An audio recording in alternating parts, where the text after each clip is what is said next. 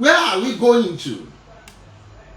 African or the remnants tí wọ́n drop gbogbo kan dọ̀tí sí.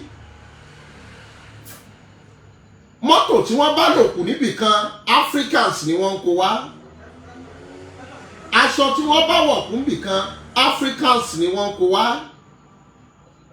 Kí wá ló bí coup ìdìtẹ̀gbàjọba ní African. Nàìjíríà aláwọ̀ tí wọ́n agitate fómìnira. Aláwọ̀ tí wọ́n agitate fómìnira Biafra. Aláwọ̀ tí wọ́n agitate fómìnira Yorùbá.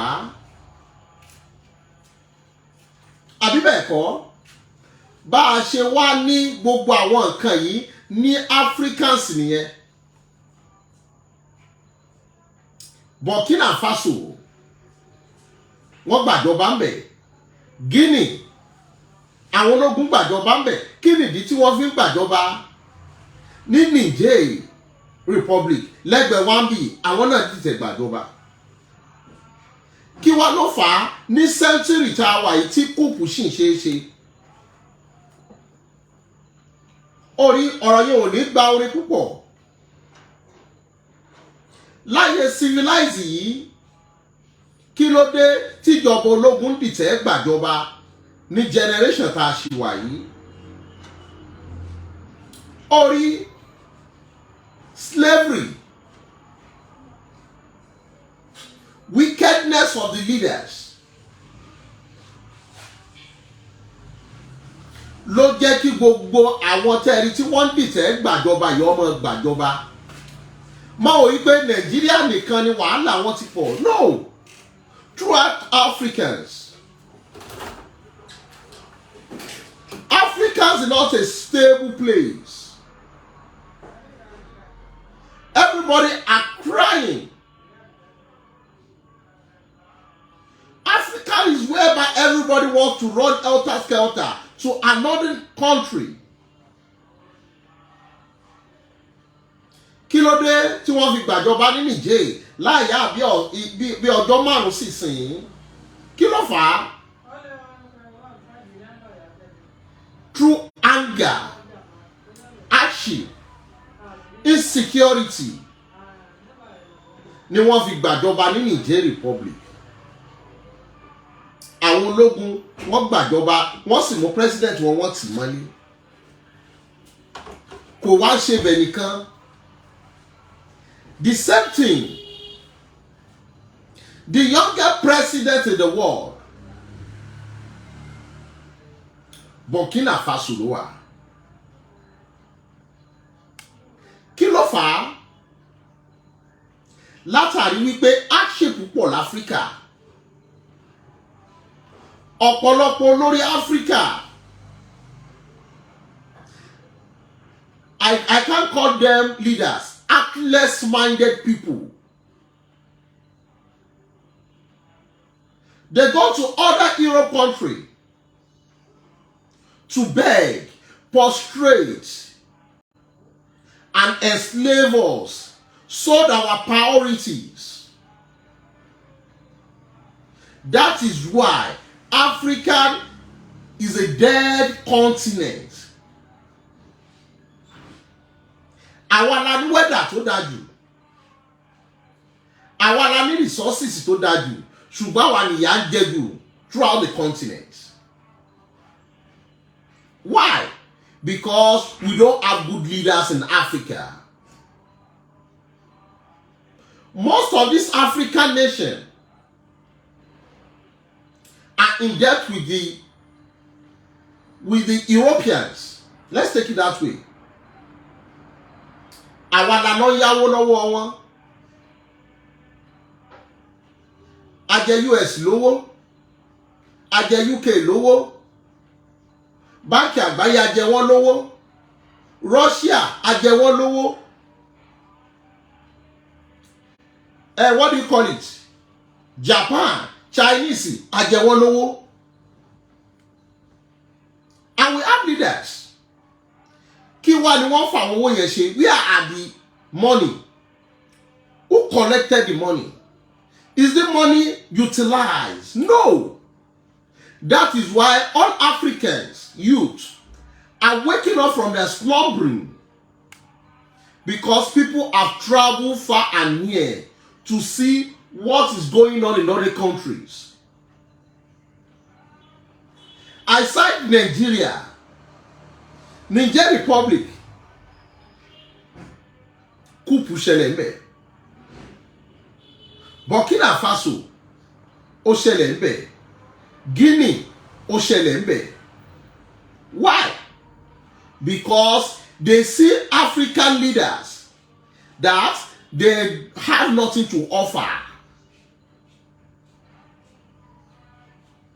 That is why ECOWAS is trying to set up a committee to eradicate coup in Africa. If you want to eradicate coup in Africa, build Africa, let everybody have food on their tables. If you don't want coup to occur in Africa or revolution, provide social amenities to the people of Africa. Africa is in debt with China. A lot of Africans are being sold out to China. Why? And we have our own resources, but a little people utilize it and use it to enrich themselves. So where are we ending up in Africa?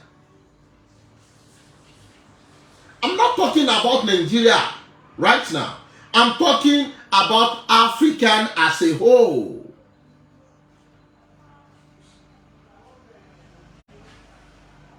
Africa with so much, we are blessed.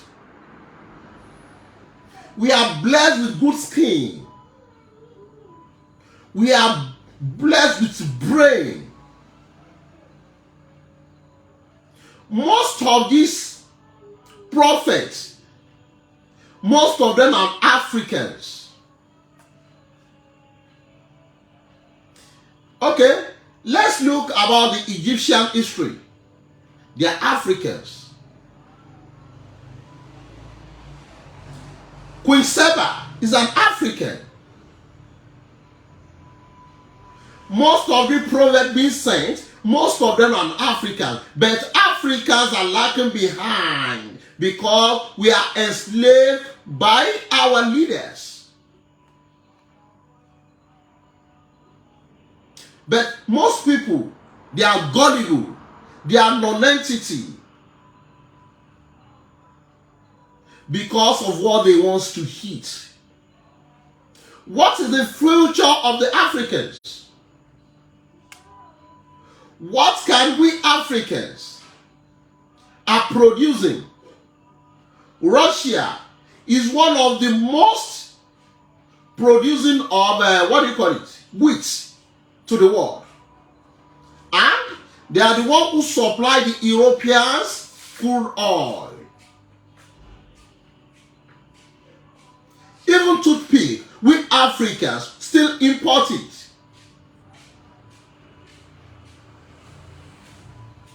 That is why we have a lot of not stable leaders in Africa.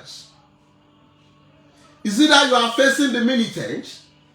Because whereby you don't feel the society or the country will be in an arch. The country will be in problem. The country will be in so much difficulties. Whereby there is no good health care. People will die just like a fowl.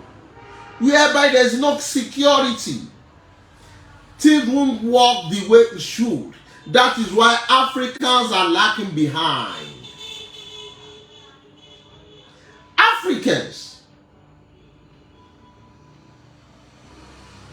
we have nothing to show off. What are we producing? Nothing. We sat down on one chair. That is why Africans, we have a lot of country coups in Africa. in this generation, they are still cool. Where are we ending to? That is why General Danjuma says, if there is any terrorism in a country, know that all in power, all those who are in power know much about it. Who are Boko Harams beside our militants? Who are Boko Harams beside our soldiers, our military force? Who are they? Nothing to show love about. Who are bandits in the face of our military, in the face of the special intelligence force? Who are they? Nothing to show love about. Africa is a place where our laws are not being working or implemented to the leaders, but implemented on the poor masses. All Africans are waking up from their slumber, not only in Nigeria. Burkina Faso, Guinea, what do you call it? Niger Republic. Everybody are waking up. If this hardship in Nigeria continues this way, if care is not taken, there will be revolution.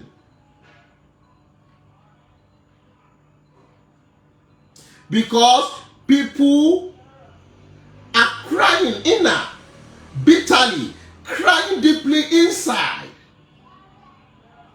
Whereby you train your children to be a graduate without having any good job.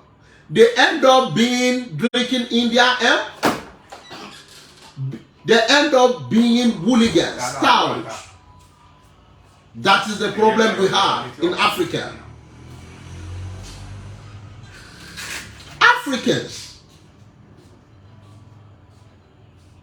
we have a lot of people who are intelligent. Rather than using their intelligence to do something better, they become Yahoo boy fraudulent acts. Àfáà Fọlọ́run sọ ó ní ohun tí ò jẹ́ sọ Yorùbá lọ títí ni wípé ọ̀rọ̀ Africans ni kì í ṣe Yorùbá nìkan ló kàn. Ohun tí mo ń try láti sọ ni wípé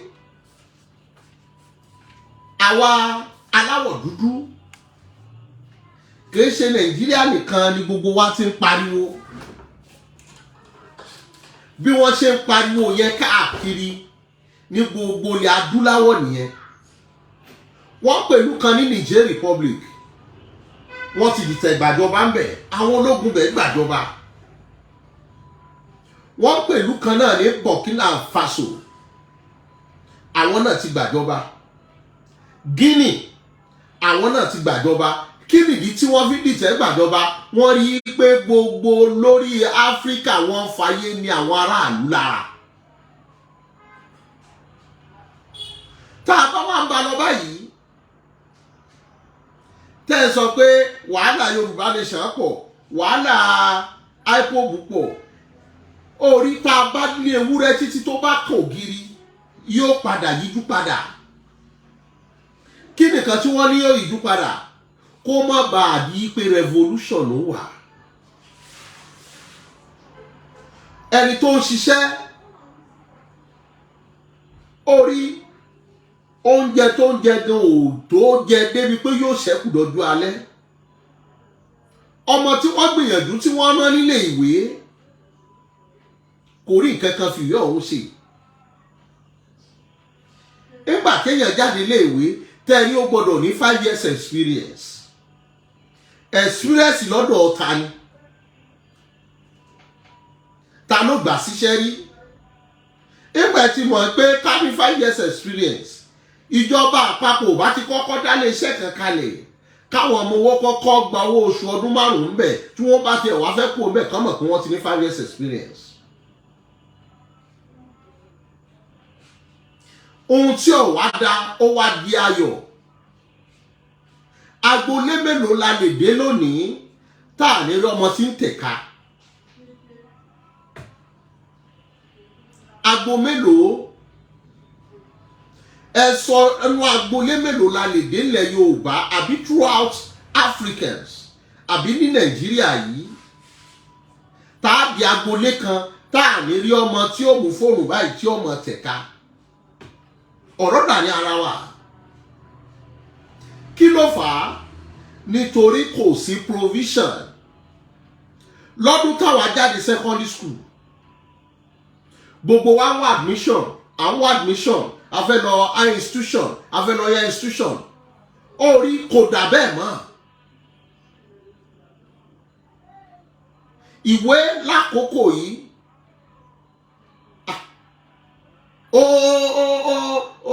ó dínkù, ẹ má jà sọ̀kan mi. Fúnra ọmọ tó bá ti jáde secondary school yóò sọ fáwọn òbí ẹ̀ pé mi ò lọ mọ́. Ọmọ tó yẹ kán mójútó láti SS1 tó ti ń rí $200 mú wálé fún ìyá ẹ̀ lọ́mọ gan ò tí wàá sunlé mọ́. Mọ́mì mo fẹ́ lọ sùn sọ́dọ̀ àwọn ọ̀rẹ́ mi aníṣẹ́ ní night.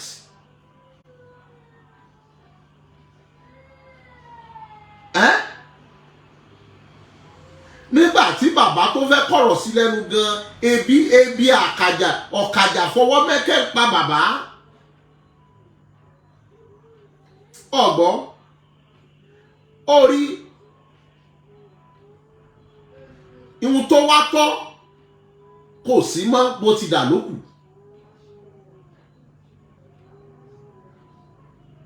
Àbọ̀ ọ̀gbọ́n olórin kan sì kọrin ó ní education has come.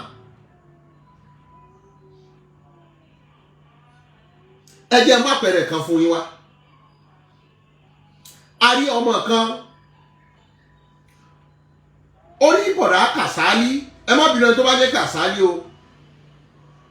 Ó kàwé, ó mọ̀wé, gbogbo wọn ni wọ́n mọ̀ ládùúgbò pé Kàsálí ó good. Bó ti wá kàwé tó kò ríṣẹ́.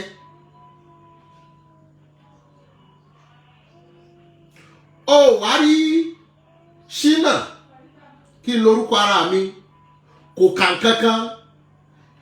Fún ìgbà tó wà secondary school, ọjọ́ kan fò fẹ́ǹsì bọ́ta, ọjọ́ kan wọnú ilé ni.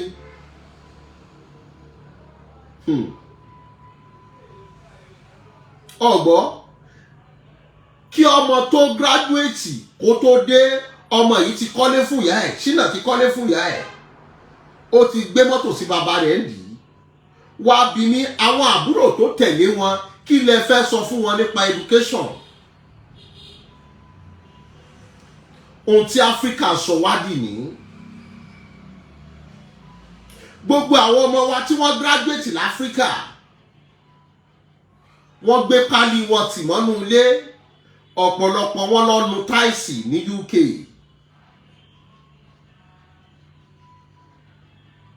Mélòó population ni tó kàwé tó graduate ló ń fi pálí ẹ̀ ṣiṣẹ́ mọ́?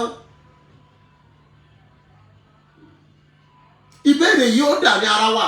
Ìwọ náà máa wo ara rẹ wò. Ṣé pálí tó gbà ló fi ń ṣiṣẹ́? Because all these things are annoying. Tell me, what genuinely are we producing in Africa that we can export back to these countries, to Europe? Ẹ wá ní dọ́là, ó ju owó wa lọ, ó máa jù lọ. Nítorí ohun tí wọ́n ń pè ní demand and supply, àwa là ń demand fowó wọn. Ìlú tẹ́ bá ti náwó wọn tí ó ṣe pé kọ́rẹ́nsì yín lẹ̀ ń lò, owó wọn máa gòkè sí ni, nítorí ẹ̀yin lẹ̀ ń rà lẹ̀ ń demand fún.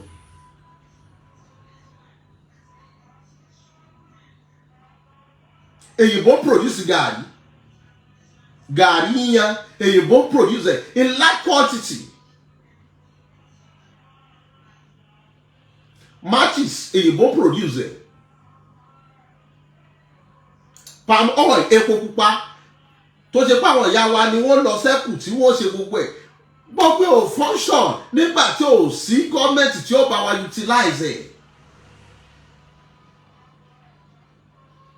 Malaysia ọ̀dọ̀ wa ni wọ́n ti wá mú a seed of èkùọ́ palm kernel. Now, where are we to those who borrow just some seed of palm kernel from us? Africans. Very soon. Mi ò sọ vision o.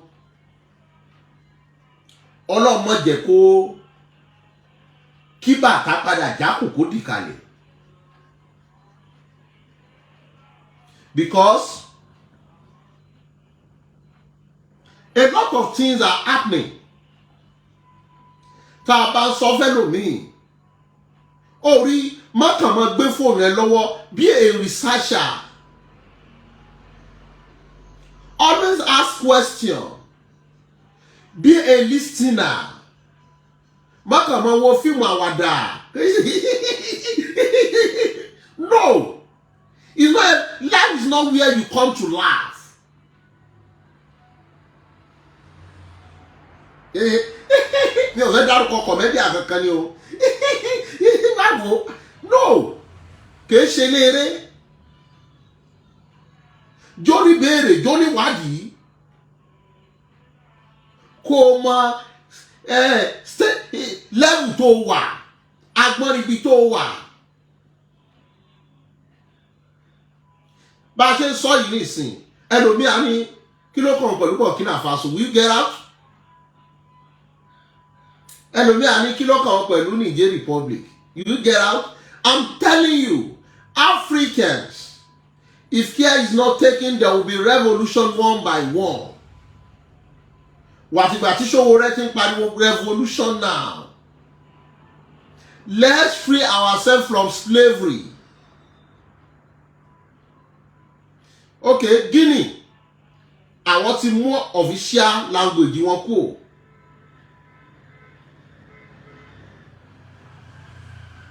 Pé àwọn ò lo French mọ́. Ìlú tó bá fẹ́ múyàn lẹ́rú, èdè wọn ló máa implement sí yín lórí. Èdè wọn ni wọ́n implement sí wa lórí, òun náà ni Gẹ̀ẹ́sì, òun náà lè yìnbó. Nítorí culture wọn lè máa emulate. That is why Africans are lagging behind. They are the one controlling the rate of currency. They are the ones to determine the future of Africans because you are already in debt with them.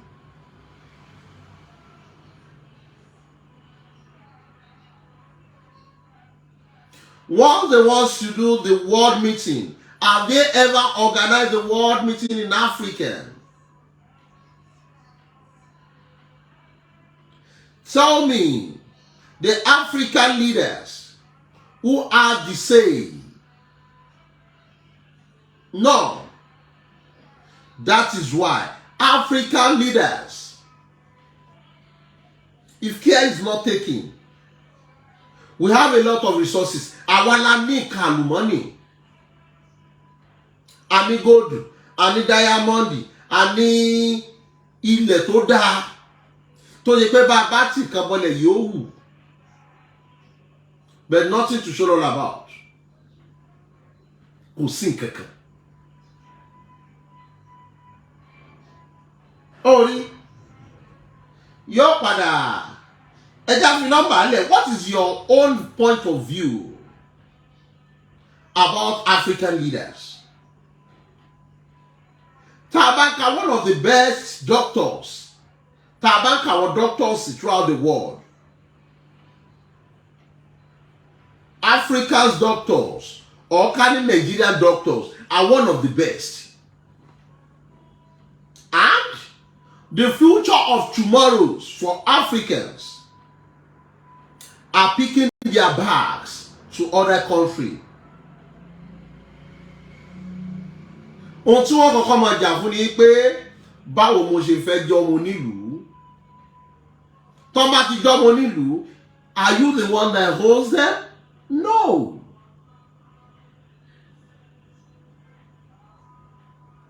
Amúsàn àbí ṣàmúsàn ni lady tó sáré yẹn àti claim ẹ̀ pàwọn àlá nìkan wá.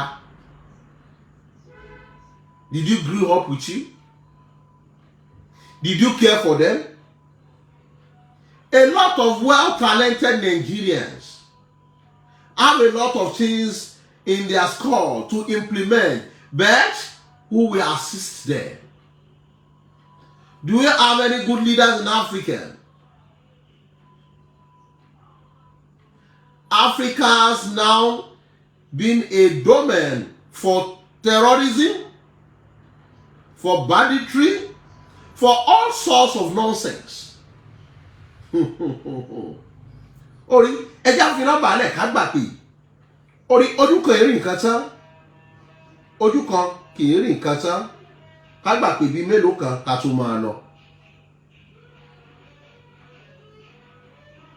Òun náà ni ọkọ̀ additional sọ yìí. We have a lot of doctors, but we have a lot of bad leaders in Africans. That is why I sang a poem. I says, Nigeria is my country where my parents were born. Nigeria was once a place of joy and pleasure. Do you have the joy and pleasure anymore?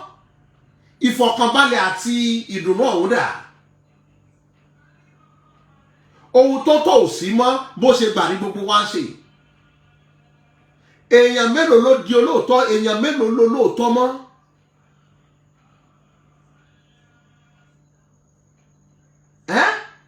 Where are we heading in Africa?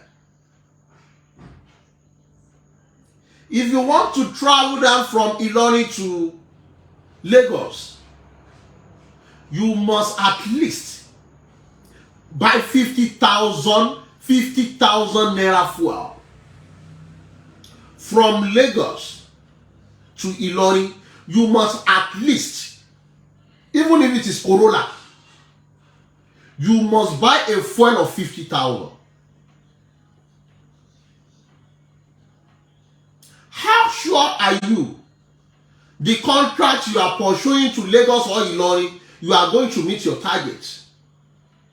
And how much is your source of incomes when you deducted 50,000? I know a lot of people who their family are in Ilorin but working in Lagos. Through weekend they drive down to Ilorin.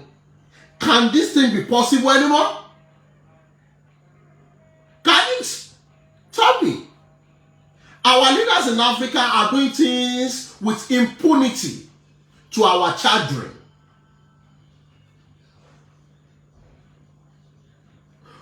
Tó bá sọ pé impunity, wípé èèyàn mọ̀ọ́mọ̀ ṣèkà, wípé kí lẹ́ ṣe to your children. Wípé what do you want to do? That is what African leaders are doing to us. All remnant of the world is being drawn in Africans. Aṣọ àlòkù téèyàn kan dànù Africa náà kò wọ̀. Mọ́tò téèyàn kan ti lò lódidi 5 years Africa wọn kò wọ̀. Tó fi dórí aago àlòkù wọn kò wọ̀ l'Áfíríkà. Ayọ̀nù àlòkù wọn kò wọ̀ l'Áfíríkà. Tẹlifíṣàn àlòkù wọn kò wọ̀ l'Áfíríkà. Bàtà àlòkù wọn kò wọ̀ l'Áfíríkà. Tell me, what benefit are we gaining from African leaders? Kódà irun àlòkù wọn kò wá sí Africa. Fóònù àlòkù UK use, London use. Téèyàn kan ti lò, wàá tún wá máa wo battery percent ẹ̀ wípé ó sì neat. ó sì neat. Tí ẹ bá ṣe àwọn sọ́yò àwọn Tecno Oppo àwọn yẹn lálẹ́ láwọn èèyàn rà tuntun mélòó èèyàn ló ra iPhone tó rà ní tuntun mélòó àlòkù Tòkunbọ̀. I will drop the number and let us reason together, because when you said what is happening to IPOB, what is happening to Yoruba nation agitators, are they non-entity? Are they don't know what they are doing? They are fighting with government. Why all these coups have been carried out in other African countries? Why? Are we the one who go there to wake them up? No. Because the more researcher you are, the more crazy you are. Àwọn èèyàn tí ń jáde l'Áfíríkà wọ́n ti rí bí other countries ṣe rí. Don't you know a lot of money people carry to travel out? Don't you know a lot of money Dubai make as a tourist center? Africans, wake up from your slumbering.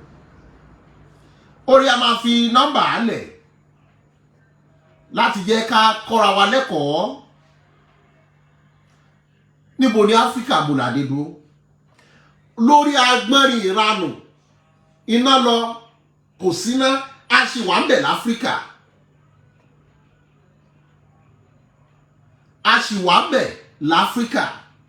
Kódà Kútọ́nù ta níwọ̀n ìmúná lọ wọn a máa ṣẹ́jú ẹ̀ ńgbà míì. Láàrin 4 or 5 days wọ́n á ṣẹ́jú ẹ̀ lẹ́ẹ̀kan. Iná lọ náà níná ń jẹ́ Áfíríkà nìyẹn. Africa, we still have bad roads. Ní generation tá a ṣì wà yìí. We still have a lot of places whereby there is no education system. Africans. Orí ẹjẹ́ àgbà pé bíi mélòó kan Àkànbí mò ń bọ̀. Ẹ má bínú o. Number to call in is 07086501722. 1722. 1722.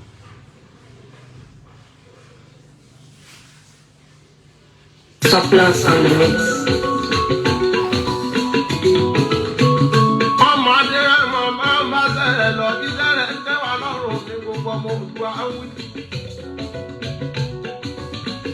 Orí ọ̀rọ̀ Áfíríkà ó jẹ́ kéyìnbó pọ́ lẹ́nu mi díẹ̀. Ẹ̀yin onígẹ̀ẹ́sì ẹ má bínú tí mo bá tàbọ̀ níbi àwọn òyìnbó tá a sọ. Ẹ mọ̀ pé mi ń sọ ọmọ òyìnbó Yorùbá ni mí. Tó o bá ń gbọ́ ìbílẹ̀ ó pẹ́ lóko ogbó kírákírá. Ìbílẹ̀ ni mí. Ọmọ Yorùbá pọ́nbélé. Ọjàgùn ni kó tó wá sáyé.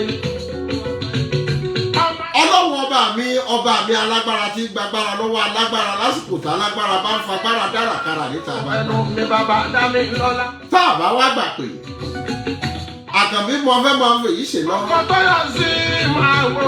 A ò ní lọ̀lọ́ ẹja tí ó lọ tí ò dé sàlẹ̀ omi. Sọ àti gbogbo ọmọ òdua. Àkànbí a ò ní lọ̀lọ́ kọ̀ọ̀kan tó lọ tí ò kúkú dé sàlẹ̀ omi. Kákọ́ máa ní ẹ̀mọ́ lọ́wọ́. Àyún lọ báyìí àyún bọ̀ lọ́wọ́ yẹnu àtẹ̀pẹ́ báyìí lẹ́sẹ̀ tẹ̀. Tòníyà lọ́jọ́. Orí ẹ̀yin ìjọba ẹyẹ fàyè ni wá lára ẹ bẹ̀rù Ọlọ́run ẹ bẹ̀rù dájọ́ Ọlọ́run bá mi kànlẹ̀ fún gbọ̀ngbọ̀n. Lè ti paramọ́ rẹ̀. Orí nínú kan wọ́n gbàjọba wọ́n dìtẹ̀ gbàjọba. Kojú àfàyàfà. Wọ́n wá sọ fún finance minister wọn pé kó wá àkáǹtì fún gbogbo owó bí wọ́n ṣe náwó. Pé tí ọba fi sọ bí wọ́n ṣe náwó orí wọ́n fi ẹ̀yìn rẹ̀ ti àgbá wọ́n dáná àbòbò ó wá ń sunkún bí arògbó. Orí Sahara Reporter mo ti. Mélòó nínú àwọn aṣíwájú wa Nàìjíríà yìí lánàá kí wọ́n wá ṣètò wípé bó wọ́n ṣe náwó tí ta wá ní bọ́ọ̀bá ti sọ wọ́n fẹ̀yìn ti àgbá tí ò ní mọ̀ sunkún. Ìkọ̀kọ̀ lọ lérú là ní wọ́n gbó o. ìnira yìí pọ̀ Ní wọ́n ń gbọ́ ọ̀rẹ́ nìkan jáde.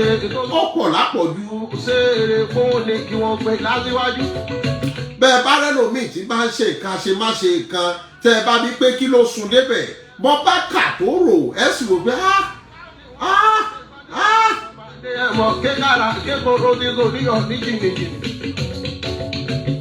orí ìwọ tọ́lọ́wọ́ lákòókò tá a wà yìí ìwọ tó o bá ló ń jẹ àárọ̀ àti talẹ́jẹ ọ̀dúpẹ́. Ọlọ́mọdé máa fi. ó le ní ó le koko bí ojú ẹja ní. Ọmọdé máa wọ́n. dákun èèyàn mélòó la lè pè pé send me 10k ńbẹ̀ yẹn tí ò ní ṣe lákòókò yìí. Bí ìwé ìgbẹ́rẹ̀ ewu sí. The hardship is so much. Ìwọ́n ló lébòrò rọ wípé. Africans, your children are crying in poverty circles. Gbogbo ọmọ òdu ọgbàtà nílẹ̀ lọ́kọ̀ láyé òdì. Ìyà ń jẹ àwọn èèyàn. Torí rùn. Ebi ń pa àwọn èèyàn. Ara ń ní àwọn èèyàn. Bẹ̀rẹ̀ láti fẹ́ òye lágbo kó dilé ìmọ̀ràn tó dùn. Orí ẹja mọ tá a ṣe o. Òwò ọmọ bárajà owó rẹ̀ mọ́. Táwọn African leaders ọ̀bá mọ tí wọ́n ṣe. Ayẹyẹ lọ́ba mọ́ba jẹ́ wà lọ́dọ̀ aláàmì òjò pàṣẹ. Orí bó ti ń ṣẹlẹ̀ nílùú kọ̀ọ̀kan tí wọ́n bá dìtẹ̀ gbàjọba lù mí. Orí revolution padà ṣẹlẹ̀ ń bẹ̀ láfíríkà. Nítorí ọ̀pọ̀lọpọ̀ tí ń kàwé wọ́n ti mọ tó tọ́ wọ́n ti mọ tí ò tọ́. Adé o. Ọ̀pọ̀lọpọ̀ sì ti wòye pé ayé tóun wà náà wọn ò tí wúlò fúnra wọn bó bá lè já síkú kó já síkú. Kájọ sí aya kájọ ọkọ. Òun ló bí gbogbo tí ń ṣẹlẹ̀ yìí. Gbogbo Enira yìí pọ̀ lápọ̀jù. ọ̀ṣun lápapọ̀. Ọmọ kàwé kódà kò rẹ́ni béèrè pé páálí rẹ̀ dà ń bẹ̀ o. Orí mi. Bọ́pá tún jàjà níbì kan wọ́n ní sóbìnrin ni ṣé iwájú da ẹ̀yìn dúró da wọ́n kọ́kọ́ fìbá sùn báyé rẹ̀ jẹ́ kó tó gbaṣẹ́. Òun nílé kí ló ń gbé ẹ̀wọ̀n. Èyí tó bá lóun ọ̀gbà bá sùn máa lọ́lé. Gbogbo ará ìdí. Èyí tó bá tún jọkùnrin wọ́n ní how many years experience. Àfi kó ní bàbá àṣàlẹ̀ tí ọ̀pọ̀ wọ́ọ̀lù yìí pé mọ̀wùlẹ̀ lọ fún tàbí ìlọrin ìṣòwò iṣẹ́ lọ́la. Àmọ́ kí. Gbogbo àwọn ọmọ orí àdàpé olè lọ́mọ mi ń fẹ́ wọ́n àdàpé jìbìtì lọ́mọ mi yahoo. Ọ̀bì mi agboolé mélòó la fẹ́ dé ní Nàìjíríà bí láfíríkà tá láwọn ọmọ tí ń tẹ̀ka. Ìjọba ló jẹ́. Ohun tí máa ń dojú ti ni tẹ́lẹ̀tẹ́lẹ̀ ó wá dùn àmúyangàn. Ìsìlẹ̀sẹ̀ nítorí ẹ̀kọ́. Wọ́n bá bèèrè pé àṣìnà ńkọ́ yahoo ló ń ṣe ní ìsìn ọlọ́run ti ẹ̀ bá mi ṣàárẹ̀ tí ọlọ́run àti bá mi gbọ́wọ́ ẹ̀ sókè ọpẹ́lọpẹ́ orí ṣọ́ọ̀bù mi ni ọ̀rẹ́ mi kò sójú tì ń bẹ̀ mọ́. Ohun dáadáa ti bá wù. Mọ́jà sọ́dá. Bóyá tí wọn náà bá tiẹ̀ lè sọ fún lágbájá wípé kó fọwọ́ ẹ̀ hàn wọn náà sọ fún Latif kó yọjú sí i ọ̀rẹ́ ni wọ́n á dẹ̀ fọwọ́ ẹ̀ hàn tó bá máa fi tẹ̀lé with some time ó láwọn ọmọ tó ti kọ́ gan. Nǹkan ìdójútì ìdohun àmúṣayọ̀. Lọ́dún táwa wà secondary school tá a fẹ́ máa ṣe pé láyé ìgbà wọn àwọn náà fẹ́ máa àwọn bàbá wa wọ́n blánà ni èmi lọ́ọ́ bà lójú jẹ́ ọmọ àlè orí kò sójú tì kankan bẹ̀. Sábà gbóhùn ẹnu mi inú mo bí ẹ mú. Àkànbí ẹjẹ́ mọ́ lọ ọ̀pọ̀rọ̀ kámọ̀ afẹ́fẹ́ ni kò lọ. Mo dúpẹ́ lọ́wọ́ gbogbo ẹ̀yin olólùfẹ́ tó yẹ pé tí n bá ti tan nọ́mbà yẹn tí mo ní mo fẹ́ sọ̀rọ̀ kan ẹ wò pé kí ni ọmọ ìtúfẹ́ sọ. Mi ò fẹ́ ó ṣàgbà mo bọ ìfẹ́ kan náà lẹ́ni ìfẹ́ kan náà ní sọ̀rọ̀. Ọlọ́run mọ̀jẹ̀ ń jọra mi lójú nítorí ẹni tọ́lọ́run bá fẹ́ padà lẹ́yìn rẹ̀ ìgbéraga ni ó gbé wọ̀. Gbogbo bẹ́ẹ̀ tí kí mi pọ́lọ́run bùn mí lẹ́bùn Ọlọ́run mọ̀jẹ̀ ń jọra mi lójú. Ṣètọ́nì lọ́jọ́ kìíní àná tí wọ́n dá dámọ̀ tán orí ẹ̀wù gbéraga ló wọ̀ tó fi dẹni à ń ṣépè fún lónìí. Ọlọ́run ò má jẹ́ ń jọra mi lójú sí gbogbo ẹ̀yin tẹ̀ ń fẹ́ mi. Orí yiniyini kẹ́ni lè ṣe mí gbogbo ẹ̀yin tẹ̀ ń kí mi pé keep on the good work I really appreciate you all. Orí kìí ṣe torí owó àmọ́ lọ́jọ́ tí ayé bá fẹ́ sọ̀rọ̀ rẹ kí ni wọ́n sọ ń pa rẹ̀. Àkọ́kọ́ mi ò monetize Facebook mi dábàá ní àtòrí owó tòun náà no. Ohun táwọn àfigbélẹ̀ ní pé bóun la ṣe fẹ́ expose àwọn èèyàn kí la fẹ́ kọ́ àwọn èèyàn, báwo la ṣe fẹ́ liberate wọn, báwo la ṣe fẹ́ educate wọn, kájọ́ mọ̀ pé nǹkan báyìí ní nǹkan báyìí, nǹkan báyìí ní nǹkan báyìí. nílé bàbá tó bí ọlọ́mọ. orí mo sì rọ̀rọ̀ kan tí ń jà rẹ̀rẹ̀ lórí ìyá Ọ̀ṣun àti àfa òkúta gidi. àgbà kánú èdè nílé. àmọ́ ọ̀rọ̀ ìní kọ́lọ́run má yè wá lọ́la ọ̀rọ̀ ọ̀la ni. orí má yà lọ́la àdìsá máa ń wẹ̀wò. orí téèyàn bá fún gẹ́gẹ́ ní fùkúfù yọ fọ̀fọ̀kúfọ̀. ìlọ́la tẹ̀lé àrùlé bàbá ní kọ́sẹ̀. àmọ́ ẹ̀kọ́ wo ni mo fẹ́ kọ́ ìyá Ọ̀ṣun? kúlẹ̀ báwọn ni wọ́n gbà kankan máa ń gbọ́ bí mo fi. ẹ̀kọ́ tí ń bẹ́ẹ̀ àti gbogbo oníṣẹ̀ṣe ni wípé láti kúlẹ̀ kí n wí. ṣé ń wí ni àbí kí n dákẹ́ kí n sọ̀dọ̀ la. ìran bàbá ìwọ̀n. ẹ̀kọ́ kan wà ń bẹ̀ tó ṣe pé tí ìyá Ọ̀ṣun ò bá múra yóò jẹ̀bi ọ̀rọ̀ yìí. ìdí ìkúnbọ̀ rí. bí bàbá ní bá wá lèlè pa òkun kọ́ bàbá yìí máa fi tọ́ rẹ̀. orí tó o bá fẹ́ sọ̀rọ̀ tó o bá ti ní proof. sọ̀rọ̀ wọ́n lòdì ibẹ̀ sílé. kódà kẹ́ni ìyẹn ṣe é òun ló fi jẹ́ pé tẹ́ ẹ bá dé hospital wọ́n á ní ẹ kọ́kọ́ kódà kí wọ́n yìnyín ń ban wọ́n ní ẹ fìlì fọ́ọ̀mù. àṣẹ ni mo wẹ̀ nílé bàbá yẹn. ẹ̀gbà tẹ́ ẹ ní àfọ òkúta gidi wá sọ́dọ̀ yín yẹn ṣé wọ́n fìlì fọ́ọ̀mù ṣá. ìwọ lọmọ bá kọ́ adarí lọ. ṣé wọ́n fìlì fọ́ọ̀mù ṣé signature wọn wà lọ́wọ́ yín sórúkọ wọn wà nínú fáìlì yín mẹ́. ẹbí gbàgbọ́. bí ọba ti sórúkọ wọn nínú fáìlì yín ẹ lè jẹ̀bi ọ̀rọ̀ yìí tí wọ́n bá sùn yín o. àjáde mú ní gbogbo òde ìwọ lọ. ṣé ẹ bínú gbogbo ẹ̀yin oníṣẹ̀ṣe. ọmọ ajá tẹ́sùn adéwálé ní ọmọ oṣù tó lé gẹ́gẹ́ lẹ. òun ló fi jẹ́ pé tẹ́ ẹ bá dọ́dọ̀ àwọn dókítà wọ́n ní o fíìlì fọ́ọ̀mù wọ́n ní pé ibòmíì wọ́n ní ọ fíìlì next of kin yẹn sí yóò lè lẹ́lẹ́rìí. àgbò òkúrú ṣe bí ọdún. orí tó bá yẹ pé wọ́n kàn wá ẹ dá wọn lóhùn ẹ ní ẹ ṣe gbogbo tẹ́ ẹ ṣe yìí fún wọn tí àfọ òkúta gidi bá ní láyé ẹ ṣe bẹ́ẹ̀ fóun tí ó sì sí púrúfù wàhálà mi o. a ní nǹkan. ṣé ẹ bínú pé mo ju expo síta ìgò tó ń bá. àkànbí bọ́lá òun ṣe dá mi ní àtọ̀sán tí mo ti ráwọ̀ rìn àbátà náà mo gá ọ̀rọ̀ yìí máa níbìkan tí ó kù sí díẹ̀díẹ̀. ní bàbá yìí rí mẹ́mu nílé ìmájà. nítorí kò wọ́pọ̀ kẹ́ ẹ dọ́dọ̀ oníṣẹ̀ṣe kó ní ẹ fìlì fọ́ọ̀mù. àbí mo rọrùn tó já mi lọ́jọ́ nílé bàbá bàjá. lẹ́yìn pé kó o débẹ̀ kí wọ́n sáré yá ẹ̀ dáfá kẹ̀sì ṣe kínní kó ọ̀rọ̀ tá a tún wá ń sọ yìí tí ọba ṣàṣìkò pé tí wọ́n bá ń borí fún àwọn ọmọ ya fídíò bí wọ́n bá tún wá ya fídíò kò tún sẹ́yìn. ọkọ̀ ṣe fún òun lọ bí jíjà ń kú. ṣé ẹ bínú. ajímọ̀gbọ̀n bá lẹ́yìn ní ìkejì. tí ọba ti sẹ́rí yìí ìyá Ọlọ́ṣun ọ̀rọ̀ yẹn ó kù púpọ̀ káàtó. lọ́wọ́ òun ojú. orí kọ́ọ̀tù òbílíwù nínú wípé ẹ búra àbí ẹ ṣe kinní kan ọ̀rọ̀ àwọn bíbélì tí wọ́n ń gbé sọ́wọ́ pé màá sòdodo màá ṣe kinní kan Ọlọ́run gbogbo ẹ̀ dọ̀rùn.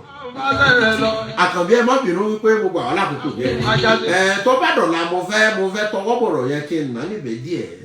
òun lọ kíde bá lé àyùn lọ àyùn bọ̀ lọ. orí ìfẹ́ náà láàfin máa bára wa gbé ẹ má jẹ́ àjàdé ẹ̀sìn. ó dàbọ̀ yín bàbá ó dàbọ̀ yín ìyá ó dàbọ̀ yín ẹ̀gbọ́n ó dàbọ̀ yín àbúrò ó dàbọ̀ ẹ ṣé mo dúpẹ́ ẹ ṣé mo dúpẹ́.